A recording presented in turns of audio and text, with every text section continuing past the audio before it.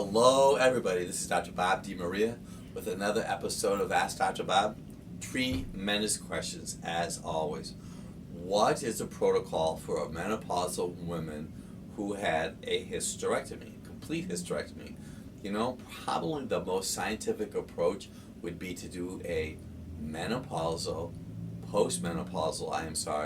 saliva test to determine exactly where your levels are at. You for sure want to support your adrenal glands because they are your backup glands for menopausal issues.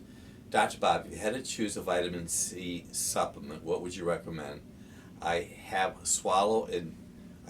some type of bleeding gum issues, and how come? Well, you know, we use a product called agrisept-l, which is a source of bioflavonoids. I actually put around 4 to 10 drops in 4 to 6 ounces of water every day.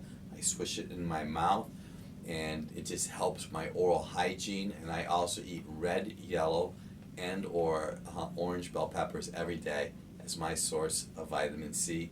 You could have an infection actually going on in your body that'll cause that inflammation and the bleeding gums. Dr. Bob, do you recommend mouthwashes?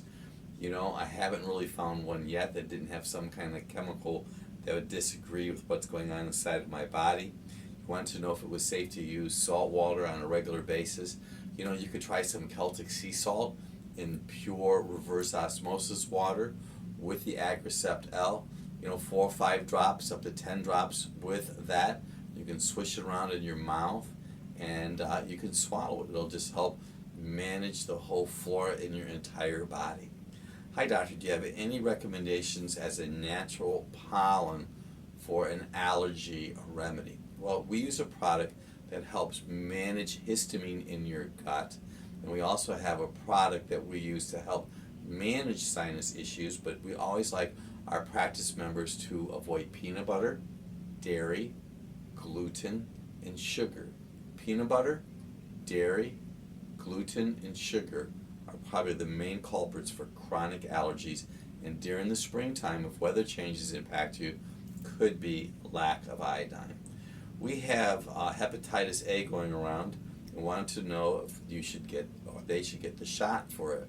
You know, I'm going to go back to that agrisept-l. I've been taking 10 drops a day since 1996, and you just have to be aware of where you go to eat and what kind of food you're putting in your body. If you go to a swimming pool, don't put any of the water in your mouth. You know, so many things can happen in pools and hot tubs, and cut up vegetables, especially these salads, because you don't know the hygiene of the people that are preparing those meals. You mentioned the next question that you feel fortunate you like to eat beets, but you wanted to know is have a hard time fitting into your meals daily, and you take something called beet and then you spelled it KVASS from Oregon Brine Works, you know. Just peel the beets on anything. Just get a beet and peel it and put it right on whatever food you're eating, or throw a little olive oil on it. That'll help definitely get the beets in your body. Last question, interesting question. This individual had elevated triglycerides, elevated HDL cholesterol over, they're 41, not overweight, don't consume a lot of saturated fats, and wanted to know about their high triglycerides, but they also mentioned they're using a birth control pill. And you know, we did a little research on this. Do you know that sometimes individuals that are taking the pill can have elevated cholesterol and triglycerides?